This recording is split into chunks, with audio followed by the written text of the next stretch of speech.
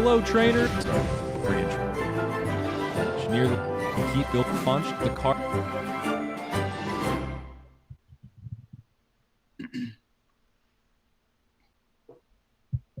Sweet. Thank you for playing that, Acti. Yeah, I got another sweet one queued up.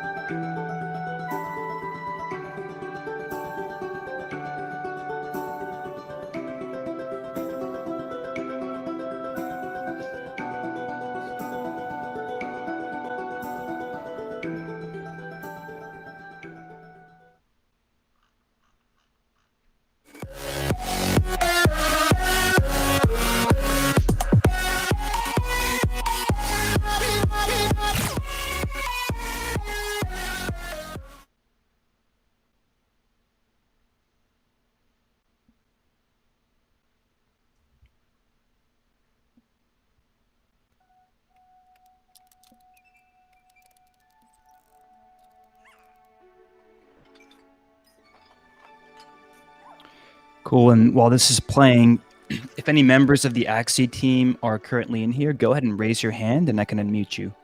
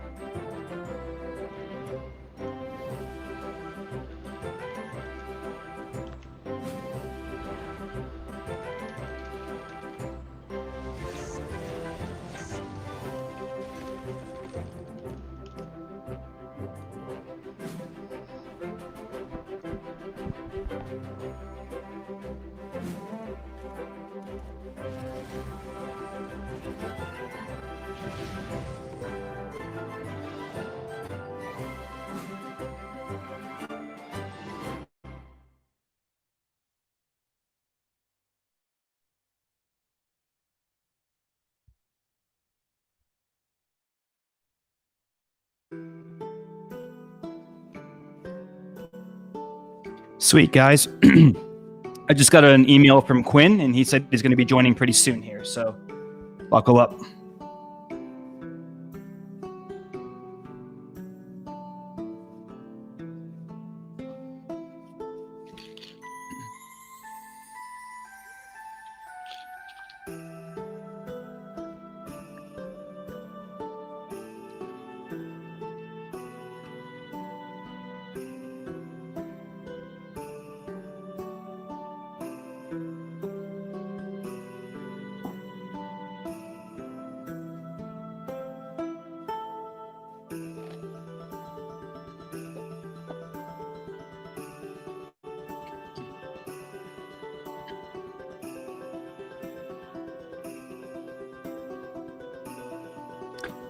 And Quinn, if you're in here, once you join, go ahead and raise your hand and I can unmute you. Also, Acti, if you see a hand raised, sometimes when video's on, my thing bugs out. So if you see a hand raised by Quinn, go ahead and unmute them and we can get started here in about 5 minutes. Yeah, I'm looking, but no hands raised so far.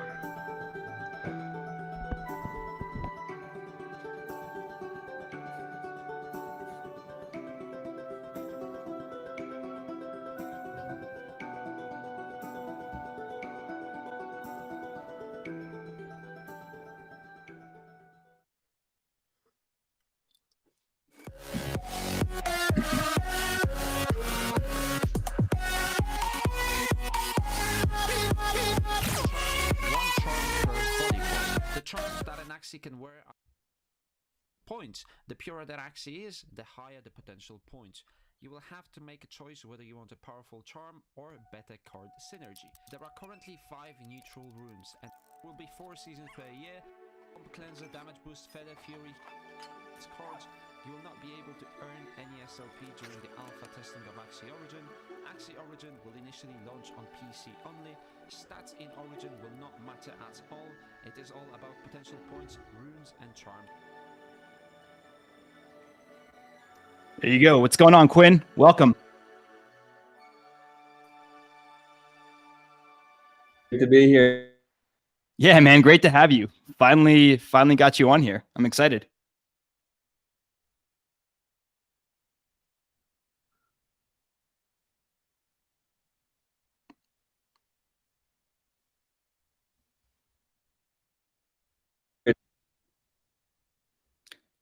You're cutting out a bit for us, Quinn. Maybe it's is it on my side, guys, or is he cutting out for you as well? Acti Dizzle. I think you actually sound great to me. I'm going to dial back in on mobile here. Give me 1 minute. Sure, take your time.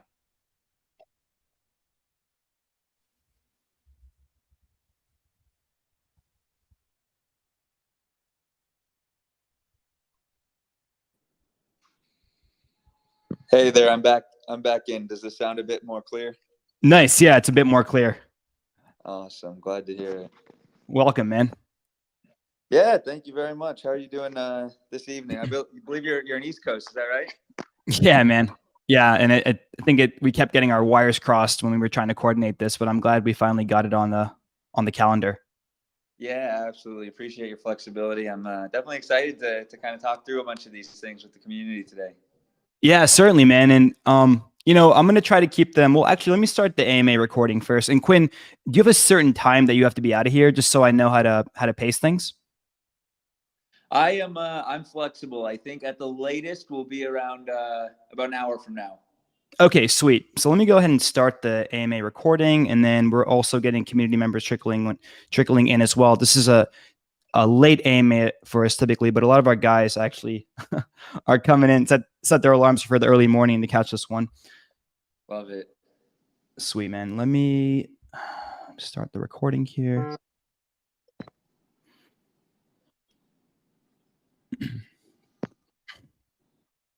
All right. Good evening, Whale Coin Talk community. My name is Noah, and I'm very, very excited to have Quinn of Axie Infinity with us today. They are trailblazers in the space. They're one of the first play to earn projects, probably the main one that has caught traction in the last 3 years. And Quinn, I'm going to let you talk more than me because I could go on for days. Before we get started talking about Axie, can you give us a quick background of who you are and tell us a bit about your time working for and working on Axie Infinity? Yeah, absolutely. I think first of all, hello everybody. Thanks so much for having me up today. I'm definitely really excited to be here. No, a big thank you to you as well.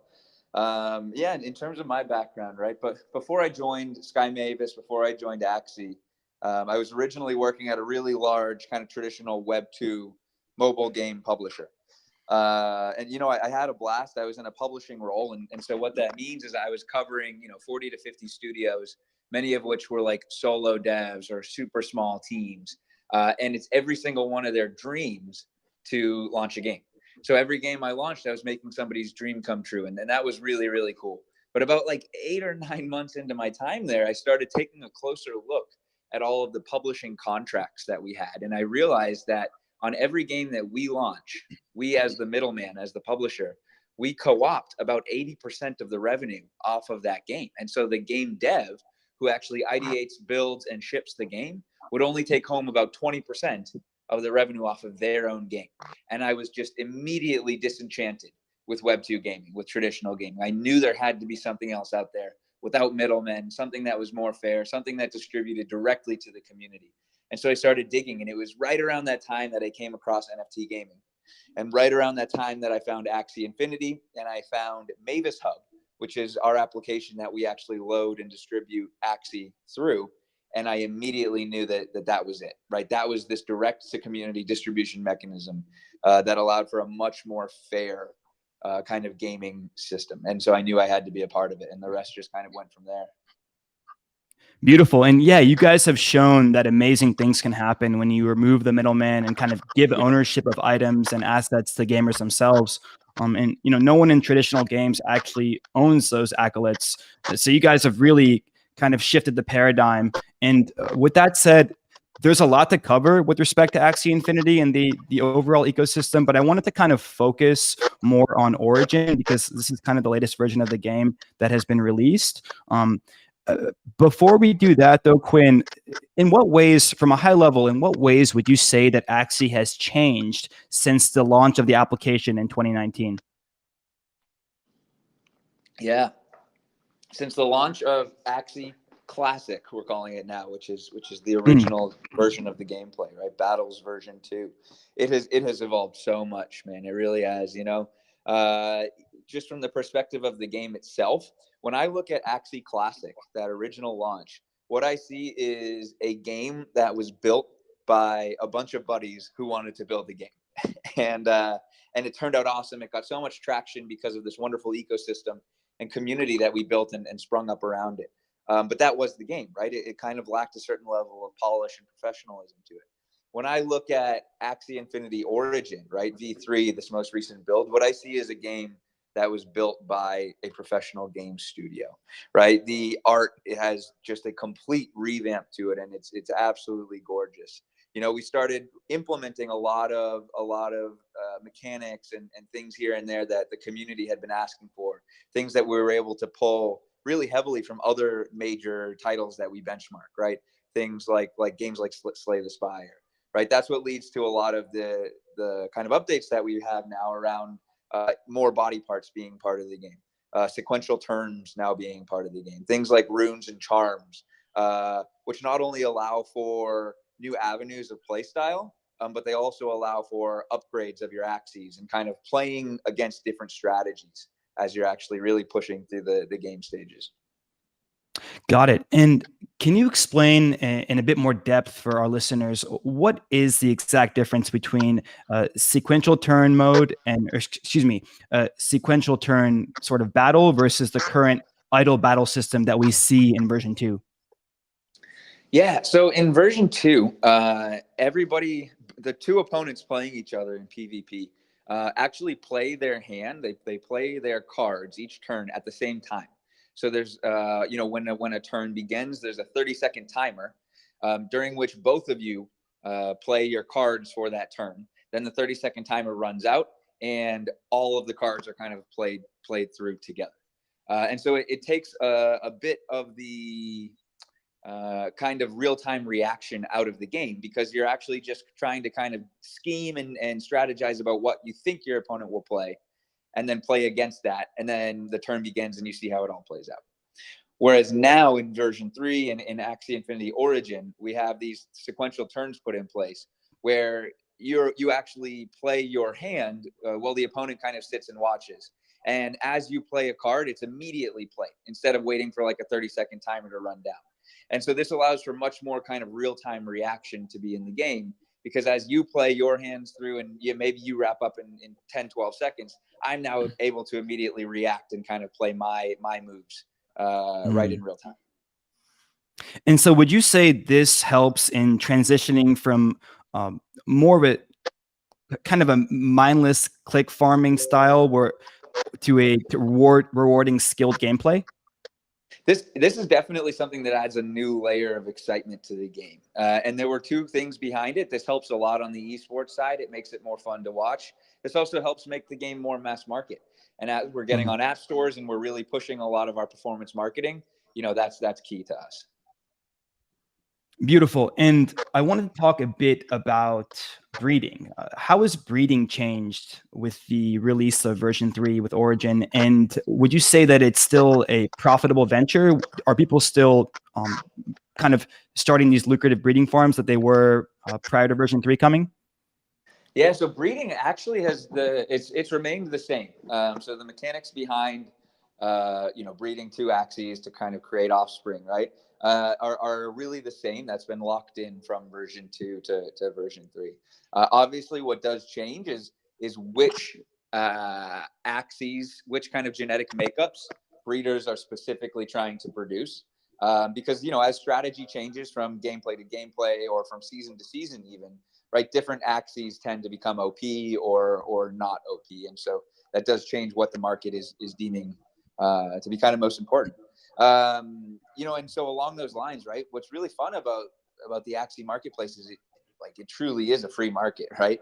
Probably a lot more so than many markets that we see outside of the virtual world. And so whether breeding is profitable or not, just kind of tends to really sit at the nexus of the supply and demand curves, and those do continually shift over time.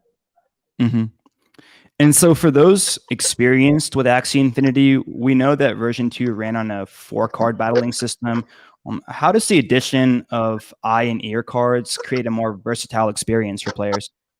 This one is very exciting, right? So every Axie has 6 body parts. And each of those body parts represents some type of move. And that move is represented as a card. So in version 2, every Axie still had 6 body parts. We actually only had cards for 4 of those body parts. So eyes and ear body parts they weren't represented with cards yet, right? And that was still kind of part of this idea of we're building it as we go. And so what happens now is, now that we've released eye and ear cards, with V3, with Origin, essentially the kind of pool of moves, the pool of attacks and defense moves that you can have it literally increased by 50%. So it has added a lot of kind of fun new layers to this, new strategies, new moves, really throughout kind of every level of player in the game. Yeah, I can see how it makes the gameplay just that much more dynamic. Exactly. Quinn, you mentioned NFT charms and runes earlier. Can you, just from a high level again, kind of describe what kind of utilities they provide with respect to our Axies? Yeah, definitely. So NFT charms and runes are kind of power-ups, if you will, right? They're power-ups that can be added to either your Axie as a whole, and so they augment your Axie as a whole, whether it's like an increased shield or increased attacking abilities, or they can be applied to specific body parts or specific moves, essentially, so that they kind of augment that one's, like your ear attack or something like that. This is entirely new to V3. So in V2, your Axie really, was one-dimensional in that it could only do essentially what it was bred to do. But now you can take an Axie bred to do one thing and, specifically multiply what it was bred to do, or add another kind of layer to it. So this adds new dimensions to the teams that you may already have. And so it just adds a lot more depth to the gameplay. Certainly. And how exactly can players acquire these charms and runes, right? Are they kind of summoned? Are they mined? Obviously, eventually they end up on the NFT marketplace, or excuse me, the Axie marketplace. But how do they find their way into the ecosystem? Mm-hmm. So there's an entirely new crafting mechanic that we've also created with V3. And so you're able to actually craft these charms and runes through material that you earn through strong gameplay or through AFK rewards, or you can also buy this material, right? You can buy it with SLP. Soon you'll be able to buy it with IAPs as well. What's really cool about this is there will actually be blockchain and non-blockchain versions of these NFT, of these charms and runes. So you will even be able to get something that is non-NFT, and then you will have the opportunity, if you desire, to actually mint it onto the blockchain and create an NFT out of it. But I think the most powerful part about these is there'll be a very strong sync for SLP. And so this is something that will also continue to help make the whole SLP ecosystem a bit healthier as well. Sweet. And yeah, I did want to talk about SLP here in a moment. Did I hear you say AFK rewards? Well, I've never heard that before. What does that mean? Away from keyboard rewards? Well, yeah, but like what does that entail though? So we have these we have this item called moon shards, which is a fairly necessary crafting item. And so each day as you're away, there's an AFK timer that ticks up, and you're able to, it's a daily check-in to some sense, right? Every day you're able to log in once per day and claim some amount of AFK rewards and moon shards. Got it. Makes perfect sense. Yep. What was the reasoning behind replacing the infamous critical hit system with a rage mechanic? Oh yeah. To be totally honest, we listened to the community on this one. We felt it as well as we played it. I think kind of the role, right? The RNG behind the crit system just honestly felt a bit unfair, a bit too random, basically. And so we knew we knew it shouldn't really continue on into V3. We had to figure out how to replace it. And the rage mechanic seems to be a bit more skill-based, a bit more kind of plotting and deliberate as well. Quinn, you guys are very community-based. You guys place a lot of emphasis on what the community wants. That much is clear. How often does the team plan on deploying balancing adjustments to cards, runes, charms, and Axies upon gathering feedback from the members of your community? Yeah, this is a big one. We've actually even recently added to the team. We've hired a new teammate specifically to really manage balancing feedback from the community. And so he has an entire process now that's really cool. He's got a system for intaking all of this feedback, making sure we collect everything. He kind of sifts through and rolls things up and starts to pick out some higher level themes. And then he also has a system for making sure that our lead game designer is actually seeing all of this community feedback. It's really powerful, man. There's a main line directly from the community to our lead game designer. And then the game designer is actually able to take and implement the feedback from there. Wow, I love that. Okay, so for those looking to play this game for the first time, is there a way to try it without having to purchase their own Axie? So like, how does the introduction of V3 make it seamless for everyday folks that aren't familiar with blockchain tech or creating things such as wallets to start playing Axie Infinity? So somebody new to the Axie ecosystem right now could go to welcome.skymavis.com, download Axie Infinity on desktop or via Android APK and play it right on your Android device. And you could instantly play Axie Infinity Origin for free, because we now have this new starter Axie system. And so the second that you download and play the game, you're immediately given 3 starter Axies, we call them. These starter Axies are non-NFT, so they're non-blockchain Axies. And using those 3 Axies, you can play through PvE. You can play through adventure mode, which allows you to unlock even more starter Axies. You can also go directly into arena mode and play PvP against other players, some of whom will be using NFT Axies, some of whom will also be using starter Axies, and you can get the full Axie experience.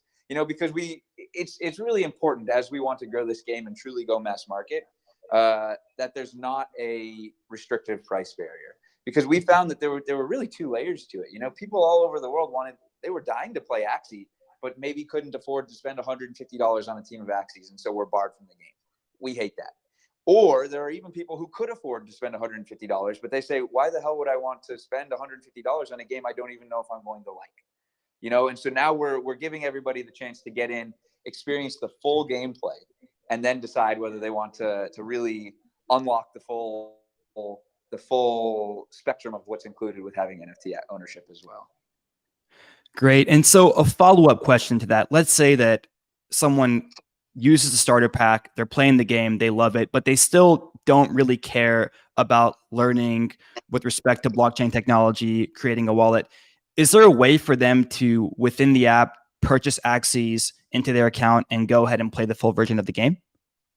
Yeah, so I think it's worth pointing out that any free player, so a player playing with starter Axies, is actually experiencing the exact same gameplay as somebody with NFT Axies. So it's not like it's a demo version or a light version, and there aren't like parts that are locked or unlocked.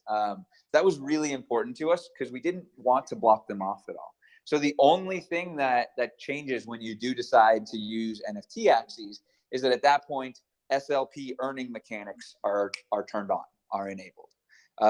So the only difference is if I'm using starter Axies and I win a game in PvP in arena mode, I won't receive any SLP as part of my rewards for that game. But other than that, they're exactly the same gameplay experiences. Got it. And so does that mean players are currently able to earn SLP and AXS by playing Origin? So in Origin, we've not ported over the earning mechanics yet. It's still in early access mode. We wanted to make sure we get a really, really solid gameplay out first. And I think adding those earning mechanics would just add a lot of kind of excess pressure to it.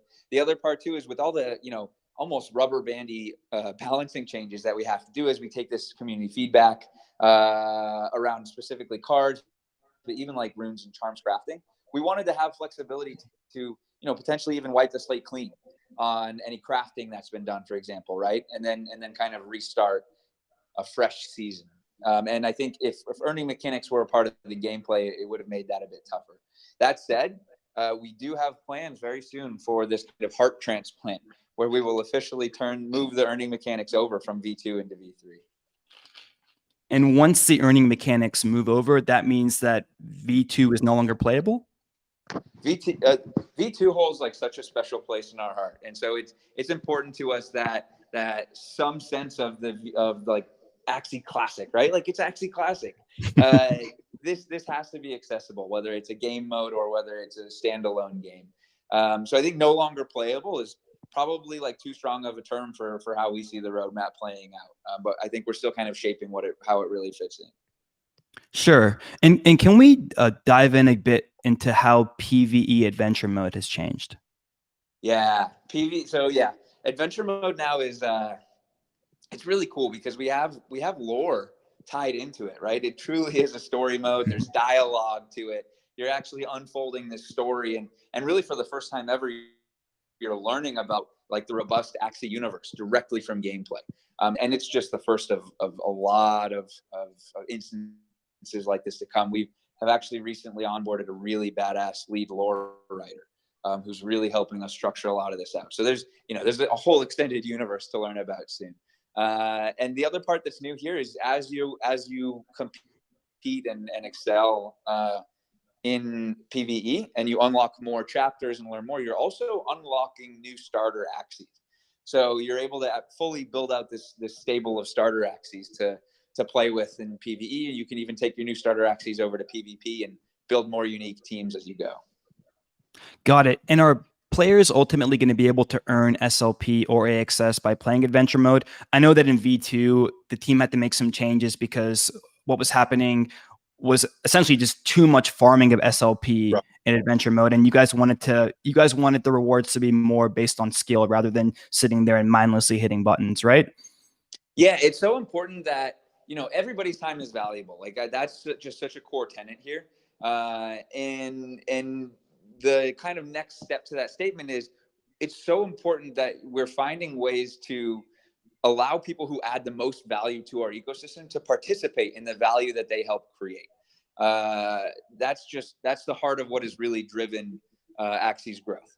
And we find that it's the players who are really grinding in PvP and just loving what they're doing, and they're adding player liquidity at all MMR levels. Those are the people who are bringing the most value to the ecosystem, and so we want to make sure that they're able to most participate through SLP rewards and through AXS leaderboard rewards. Yep. And Quinn, what are some major upcoming changes to Origin that we can expect to see in the near future? The biggest one is honestly that heart transplant. It's the earning mechanics being turned on. That's what I'm most excited about. But there's also some balancing patches coming out very soon here as well. I believe a Discord announcement will be coming out in the next the next week or so. And so that'll be exciting. It will make the gameplay a bit more of an even experience. On top of that, there's even like entirely new kind of abilities that are coming out soon. One of which I just learned about last night. That is, we haven't seen it before. It wasn't in V2. It'll be new to V3, and we'll really add a new layer of mind games to V3, because that was some early feedback we received, especially from the highly competitive esports players. They were enjoying it. They loved the team building aspect, like really theory crafting your team in V3, but they missed some of the mind games that were so key to V2. And so we've gone back to the drawing board and have come up with a new mechanic that we're pumped about. That will definitely add a new layer of that. And can you share that with us, or is it currently top I secret? wish I could. I think Phil would kill me if I did, but I wish I could. Fair enough. And so we know that you are in early access, but what kind of traction are you currently seeing? It's been really nice, right? In our first week, I think we were north of like 50,000 testers. Retention is all looking great. Even since that week, I think we've retained like about half of our early access testers. And so for a game with kind of this MVP, right, level of polish, we're really, really bullish on how those stats are looking. On the flip side too, we've actually started running performance marketing campaigns on Origin, and right now we're acquiring users for cheaper than we even expected. And so everything's looking very positive at this point. Beautiful. Quinn, I wanted to move on to tokenomics, and some of my questions might be a bit more high level than you're used to, but again, a lot of our audience is hearing about Axie for the first time, and some of them are players, and actually some of them are managers themselves. But why did Sky Mavis choose to go with the dual token model? Yeah, it's a great question. And it's one that really goes back to our roots. We were really the first to do it. I think many have followed suit afterwards. And I think it makes a lot of sense. We knew that we needed something like SLP to actually be this kind of flywheel that actually spins the game economy. But in the face of that, right, we also wanted to truly kind of build this DAO system ownership structure for the game, and we wanted something to really power that DAO through a governance token. What gets tough is, as you look at the needs of something that should function as a governance token, it oftentimes almost is like the opposite of the needs of something that should function as a economic flywheel, right? Even if you look at the non-virtual world, like the dollar itself is inflationary. It's not something that's capped, and that kind of mimics SLP in that sense.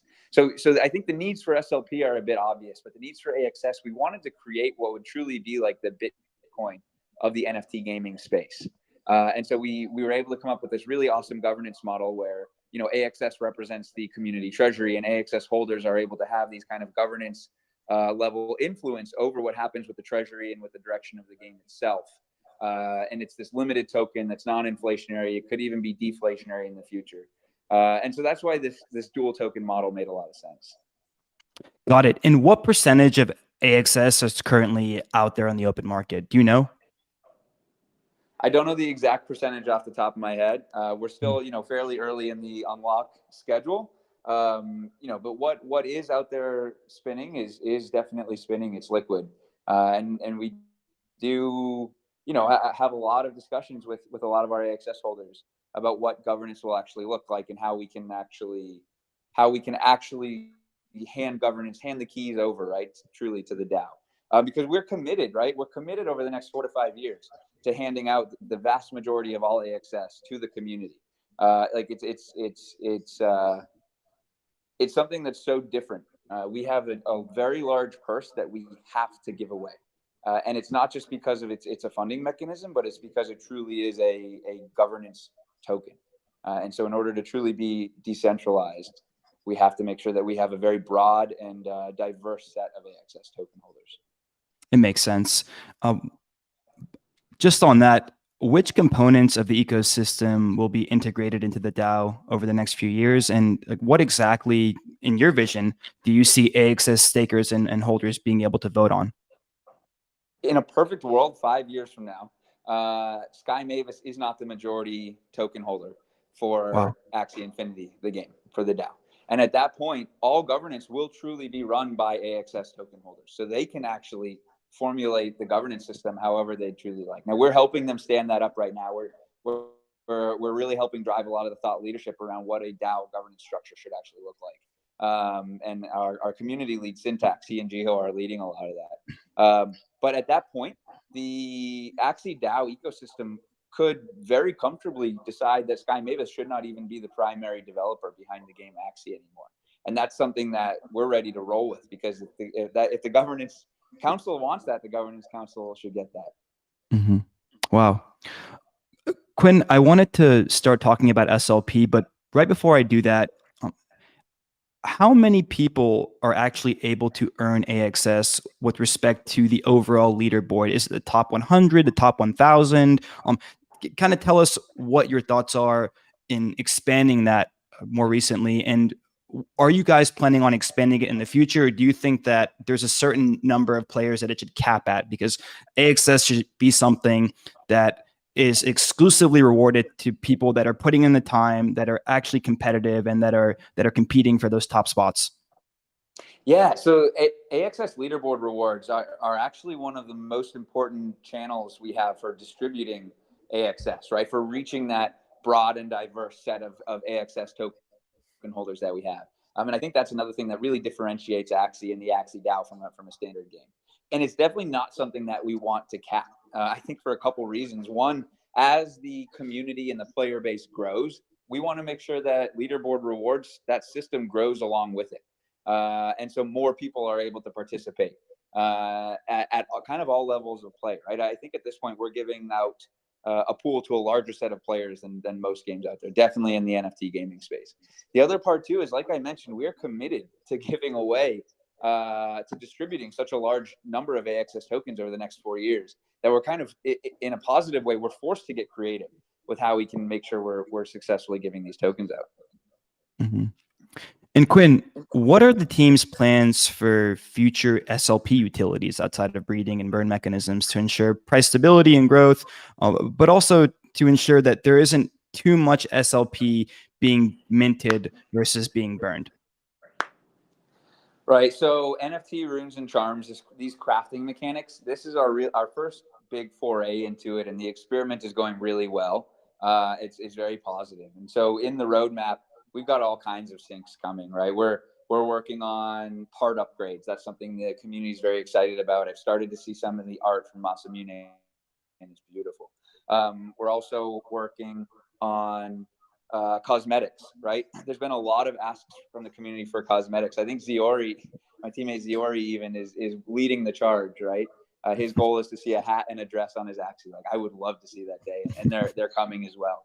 So the community is pitching us a bunch of really awesome sync ideas. We take them all in. We've got a great running list, and we're going to be building through a lot of them. And I want to jump over and start talking about Ronin here. But before I do, is there anything that our community should know about AXS, SLP, the tokenomics, and how they relate to the overall ecosystem? You know, I really believe AXS it's one of those kind of digital gold tokens to hold, and I just you know, I would encourage people who are big believers to kind of find ways to participate in the governance structure of AXS, of Axie Infinity, right? If you are as passionate as we are, which most of the community is, then we'd just love to invite you to find ways to participate in our governance. Mm-hmm. And do you see the governance structure kind of expanding outside of Axie Infinity to kind of other games that are being built within the Ronin ecosystem in the future? And this kind of leads into the next part of the AMA. Just curious to know your high-level thoughts on that. Yeah, you know, I do. I think it does start with Axie Infinity at the core, in order to really figure out what the foundations look like and really nail this experiment, right? Because this truly is an experiment. It's like on par with the American experiment when that came around to actually setting up a new way to politically organize human capital. We're doing it again right now. But as the ecosystem of Axie expands, a lot of those other projects, things like builders projects and things that use Axie IP, I think will certainly start to fit into the Axie Infinity DAO and governance itself. Mm-hmm.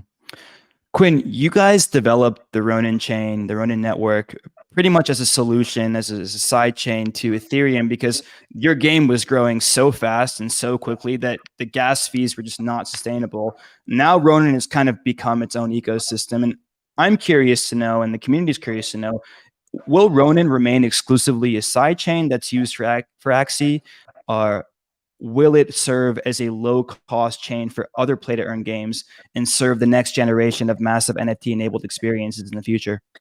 Yeah, we have really, really big plans for Ronin Chain. And we have a couple new teammates on board, Kathleen, who's really leading the charge, specifically out there working on onboarding the most premier third-party NFT games and studios onto Ronin Network. And so it's our goal that Ronin is powering the top tier NFT games of the future, and we're honestly not far off. I think there's some exciting news to come on that. Got it. So you guys are pretty much striving to be the best option for game developers that want to launch and build NFT powered games. I get it. You have the underlying Ronin token, the RON token, that's currently used for gas fees, but I'm curious to know what you're most excited about with respect to future utilities that it might provide. So where else will RON derive its value from? Yeah, the RON token itself, all of these transactions, right, that are running through the Ronin ecosystem, whether it's from top tier NFT games or other types of projects, other types of tools, infrastructure being built to support these projects, all of this will really help to drive value back to RON. And you know, I think it's worth noting, right, like why we're so excited about the future of Ronin. Not only is it this blockchain that was specifically built, it was purpose built for NFT gaming, right? And now we've proven it out through Axie Infinity. It's also so battle tested when you look at everything that it's been through. And then you look at the team behind it too, right? I think the team working on Ronin and then the Axie team as well, arguably are the most battle tested team in the NFT gaming space. Got it. And you know, how does Ronin stand out in terms of volume and daily activity relative to other chains? Or excuse me, daily active addresses relative to other chains? And also, in your opinion, are there any other competitors currently out there that are trying to do what Ronin is? Yeah, you know, there's always a handful, right, chasing after things, and this is where we get excited. You know, this is where I think we stand out. We're right there on par with many people, whereas our marketplace itself has obviously done more transactional volume than any other marketplace. But you know, we crossed 4 billion recently. But you know, the balance too is there are other chains out there who host a number of NFT games, but you know, block space is limited, right? And the chains themselves are doing a lot of awesome projects across a lot of different areas, right? Whereas we're so laser focused right now on NFT gaming, and so you know that's always the balance of things as we think about how we fit into this space. Got it. What are some plans, Quinn, for improving the Ronin sidechain with respect to security and user experience while still maintaining its capacity of scalability? Yeah, that's so important to us right now, and we're currently going through a number of systems and audits and revamps just to really make sure that security is completely locked up. But that really is our top priority right now. We just had a leadership summit recently, and that was a key part of it. And Quinn, are there any future plans to expand the number of validators? And follow-up question to that is, can certain community members become validators in the future, such as like big landholders or Right. very valuable Mystic Axie holders? You kind of get where my head's going with this, right? Totally. Yeah, there are plans to expand the kind of validator node set. It's really similar to like AXS holders, right? Obviously there's a high hurdle around whether a potential validator node operator will be able to successfully do their job. But assuming that they do, then the strongest network will be one with a very broad and diverse set of node validator operators. And along those lines, yes, definitely we want to see community members, kind of key community members, right? People who have added a lot of value to the ecosystem, also operating nodes. And we've actually seen applications. You know, we had an open application out to run validator nodes, and we saw some really awesome ones from community members, and have started pursuing those conversations. Beautiful. So I wanted to start talking about some of the mini games that we might expect to see in the future. Did you want to give us a high level overview of the Builders program and kind of what's been accepted into the program so far and what we can expect going forward? Yeah, Builders program came out recently. It's a huge step for us. It's a huge step for kind of opening up the Axie ecosystem, right? Because what we found was so many awesome community members have always been so charged, so amped up about getting to actually build in this space. A number of them even just started building, right? And I think that's what's so beautiful about a permissionless ecosystem like Axie, is that you don't need permission. You can just start building. And so then for on our end, it became this question of like, wow, how do we truly harness that energy so that like the value capture is going directly back to Axie, to the entire ecosystem? And that's where the Builders program came up. And, you know, we launched an official announcement, I think early last week, and we're starting off with a really strong handful of games. I think it's like 10 to 12 to kick off. And there's a lot of different types of gameplay coming through. You know, there's a runner, a more hyper casual runner. There's like a more traditional pixel art platformer. But all of these truly are unlocked by Axies, right? You're able to play these games with the Axies that you hold in your wallet. And so it really is helping us complete that vision that we have, where Axie is not just a game, but it's this kind of infinite ecosystem. And the keys to it are your team of 3 Axies. That's how you unlock participation in the Axie ecosystem. Interesting. And with respect to Axie's new survival action game Doll and other projects that were accepted into the Builders program, can we also earn rewards like SLP and AXS by playing those, or are they strictly just for fun? The entire goal with these is to build fun gameplays. We've learned that, you know, it's so true. Fun is the core. Fun comes first. If you don't build a fun gameplay, you don't have a sustainable ecosystem. And I think that's been at the heart of Axie Infinity Origin and the V3 revamp. And so that's at the heart of these Builders program games as well. And that's why we picked these ones, because we do believe in the fun aspect of them. You know, there certainly will be kind of token aspects to them. There will be tokens flowing through. And I think another big piece there is we would love for a lot of these to have some solid sync mechanics as well, right? People can burn SLP through playing some of these games. Yes. And I am kind of going off script here, Quinn, but I feel like you already know a lot about this. Do these games, are the developers of these games rewarded in any way for building and being accepted into the Builders program? Yeah, the developers are creating a lot of awesome value for the Axie ecosystem. And so they are definitely going to be able to participate in that value that they help create. I think what's fun too is, you know, launching a game is hard, man. It's really, really hard.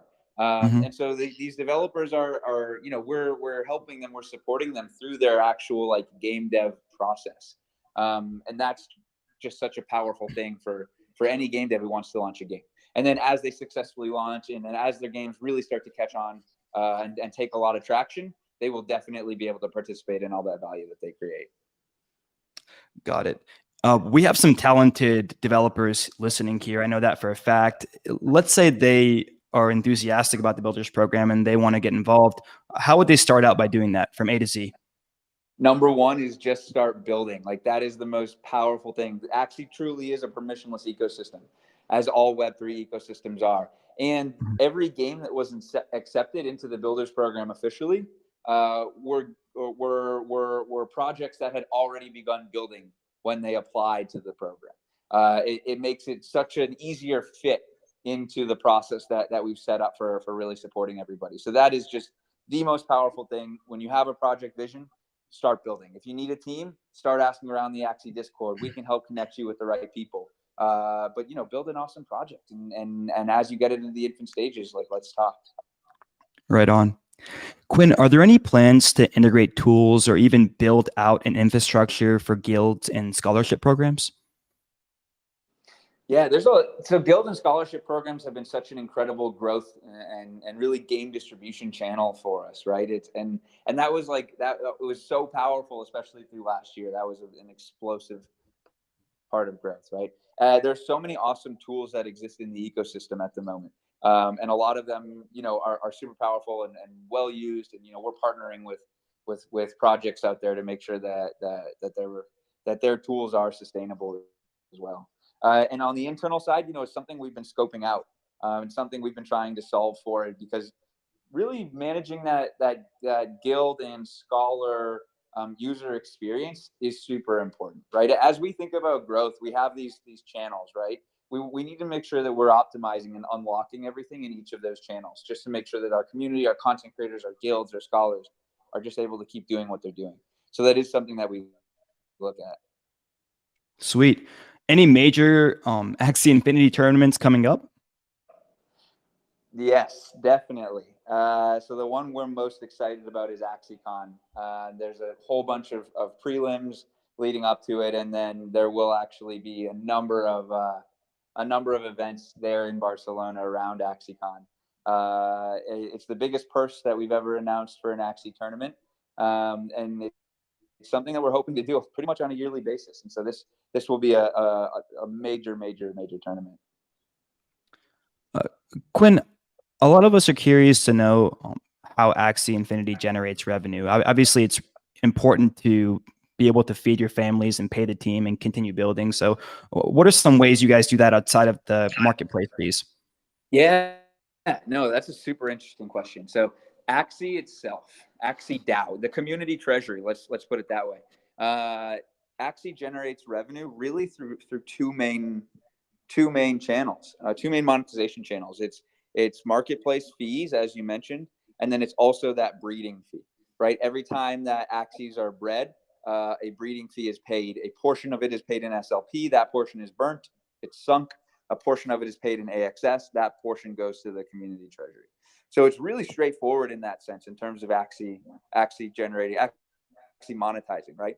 What gets even more interesting is that Axie itself is a DAO and it's owned by AXS holders. Sky Mavis is just a AXS holder. We hold about 20% of the AXS tokens long term. Now, none of the revenue, none of the monetization for Axie has been unlocked from the community treasury yet. So what that means is that Sky Mavis, as the dev behind Axie Infinity, we actually have zero direct revenue channels off of the game Axie Infinity. All revenue right now goes directly to the community treasury, and it has not yet been unlocked from there. Beautiful. Quinn, what are some of the key marketing and development strategies that the team is focusing on in this slower time of growth? Curious to know. Yeah, honestly, bear markets are a beautiful time to build. It really lets us focus in a way that you can't otherwise. When I think about growth, right? When I think about growth for Axie Infinity, it's a lot of different things, but really it comes down to growing our game through our community, through our content creators, and through user acquisition. And we've had big wins on all three of those fronts recently. Right, on the community side, just about 4 days ago, we launched Lunacy Codes, which is the first ever Web3 referral program. And it's been a huge hit. We had over 2,000 code registrations in the first 24 hours alone. On the content creator side, about 2 weeks from now, we're actually going to be rolling out the Axie Creator Program, which is NFT Gaming's first ever content creator program. And this is going to be used to lock in, to retain all of the greatest content creators in our ecosystem. It's going to be used to incentivize content creators from other ecosystems to come join ours. So in short, we'll use this program really to dominate the content creator distribution channel, which is very powerful in NFT gaming. And then on the user acquisition side, right, this is something that's proven as a Web 2 growth channel. Nobody is really doing it yet in Web 3 because, in short, UA is I pay money to show you an ad to get you to download my game.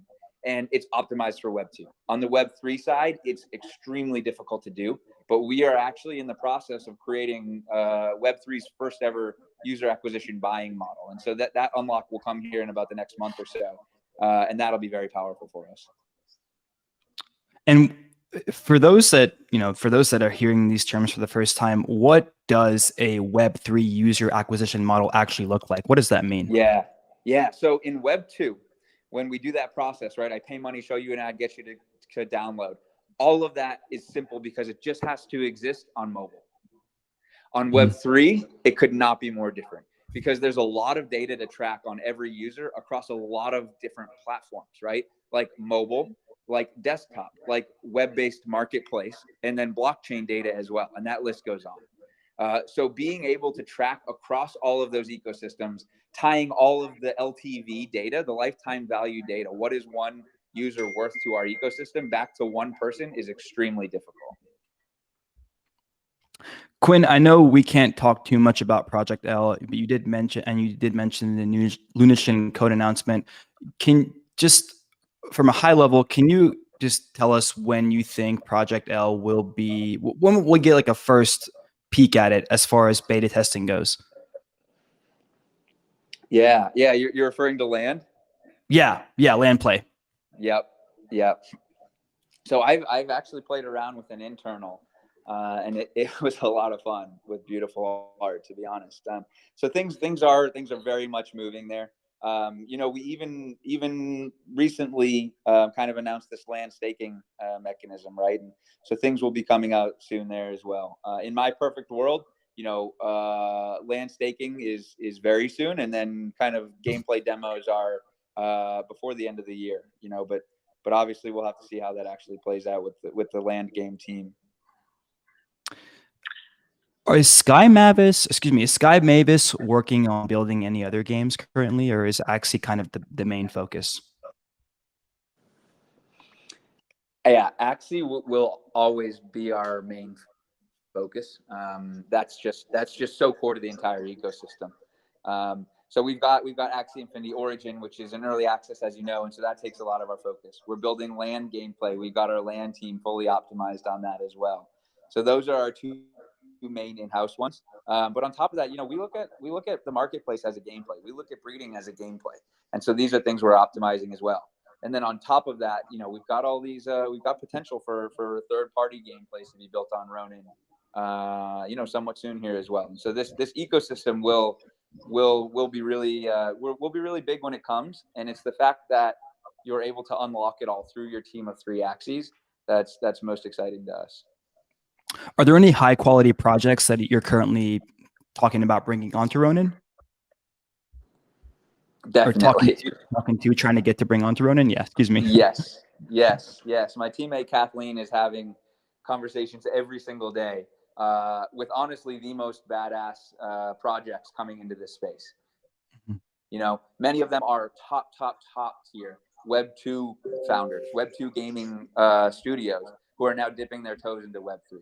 And, we say, wow, what an incredible opportunity. You have these amazing gaming chops. We're able to help upskill you super fast on the NFT gaming Web 3 side of things. Like, it's a partnership made in heaven. Quinn, how much of the game's vision would you say has currently been built out? What percentage? Just a ballpark. It's a tough one to put to numbers, but we do have a public roadmap that's out for everyone to see. We're very early days. I think the truth of it too is that roadmap will always continue to grow, especially with Axie being our core product, right? So, if I had to pick a number, I'd say we're somewhere between 10 and 20% complete. MMORPGs are my favorite genre of video game. I'm curious to know if Axie Infinity will ever evolve into an open world MMO. That's like a long tail kind of piece to this. I would love to see that. I know Trung, our CEO and co-founder, has a vision for that as well, right? So that is definitely a long tail kind of aim for us. Quinn, I have some more general questions for you. And again, I want to be cognizant of your time because we are kind of heading towards the end of the AMA here. But while we have you on call, what is your vision?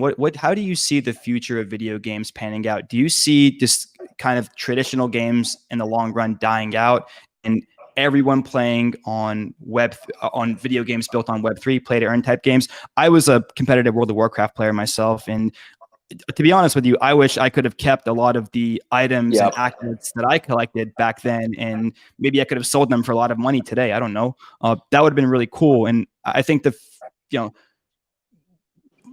video game like WoW or EVE Online or EverQuest on the blockchain where users have ownership of the items and the games and are recognized and are compensated for their time, it really does seem like a utopian future for a lot to hear me talk about it this way.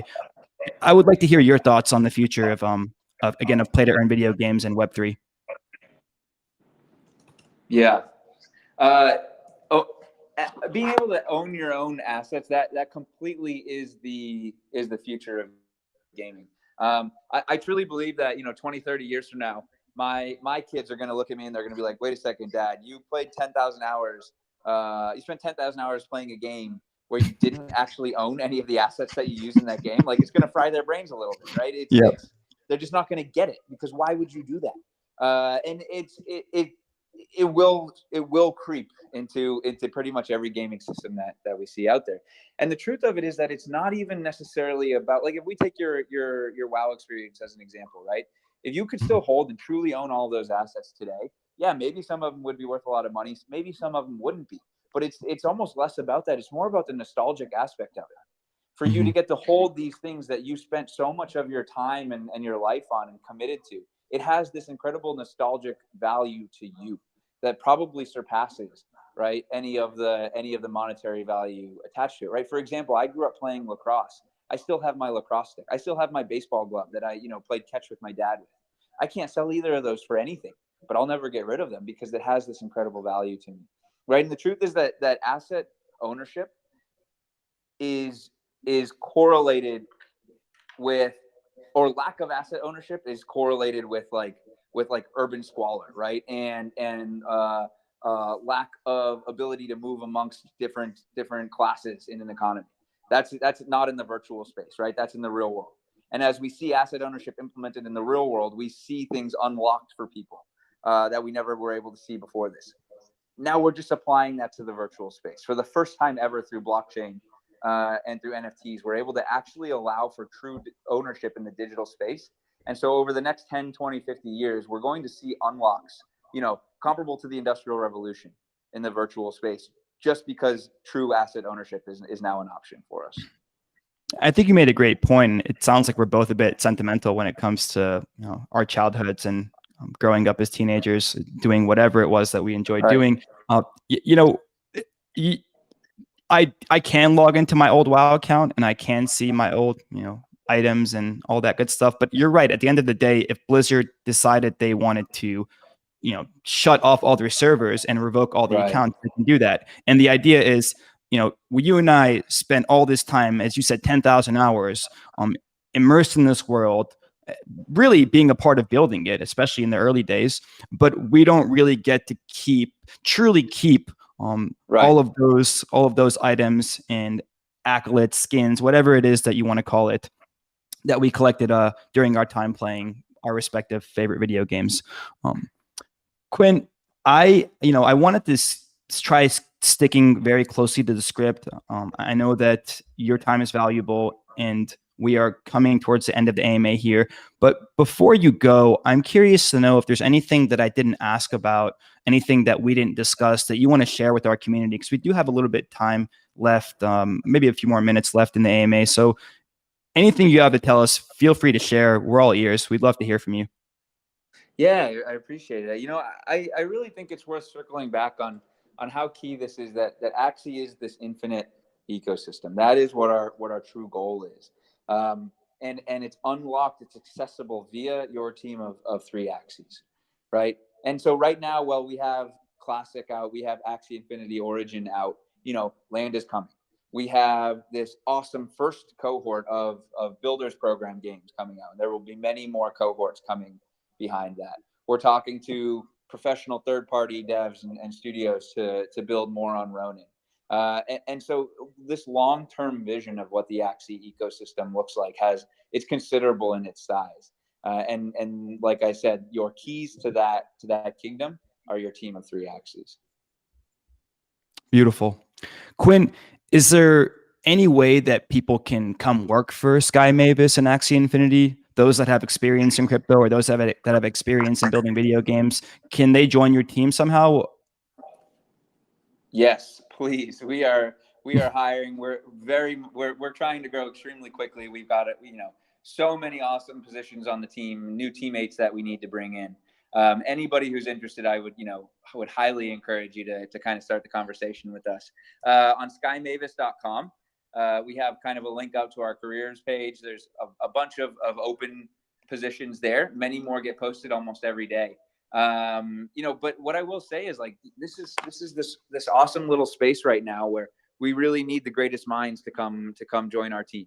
If you log on to skymavis.com and you don't see a position that's necessarily aligned with how you think you can add the most value, then just reach out to us, man. Honestly, just reach out to us and share where you think we're falling short and how you want to help us with that. And that leads to joining our project more times than not. Quinn, what are some upcoming conferences that you and the team will be at where we can come meet you in person and learn about what you're building? Yeah, the biggest one is about 2 weeks from now. A number of us will be up at NFT NYC. Ziori and I will be on a couple panels there. But Jiho will be there. Our newest teammate Gigi will be there. We'll have a pretty solid crew. Would love to sync up with the community. We're working on a couple of events as well to have the opportunity to do that. And uncomfortable accessibility is kind of a core tenet of ours. I think Axie is one of the only multi-billion-dollar companies in the world where on a random Tuesday you could get on a Twitter space with Psych Out and Jiho, right? The founders. And so we do truly love community members just finding us and having conversations and telling us what needs to be done, what your feedback is. So when you see us at NFT NYC, don't hesitate to walk right up and join us. Yeah, man, I'll try to come up. And Quinn, I really, really appreciate you coming here and joining us today. I've been playing Axie Infinity since last summer. I started my own scholarship program. It's been a blast. It's been a fun ride. I'm really excited to be along with you guys and see where you guys are heading in the future. Really would love to have you on for other AMAs, at your leisure, whenever you're available. If you want to come on and be more focused about Ronin, talk more about tokenomics, talk more about origins, whatever it is, the sky's the limit with you guys. And if you have something new to share with us that none of us have heard about, anytime, I'd be happy to host you. I've really enjoyed this AMA. And again, hope we can stay in touch and speak soon. Yeah, Noah, this has been absolutely awesome. And I'm looking forward to coming back. Thank you so much for hosting and for all of the questions as well. Yeah, man. Take care, Quinn. All right. Have a good one. Bye-bye. Cheers. Bye. Community members, thanks for joining. Remember that Whale Coin Talk is an educational channel. We don't give financial advice. We are a podium for you to learn about amazing projects like Axie Infinity. And then after that, always do your own research and invest what you're willing to lose. Again, I want to thank you, everyone, for being with us today. This is not a normal time for us to have an AMA. It's a bit late, but we had a very special guest on in Quinn and Axie Infinity. And that was really exciting for me, and hope everyone else enjoyed it as well. So have a good night, good morning, good afternoon, wherever you are. And we'll see you guys tomorrow. Cheers.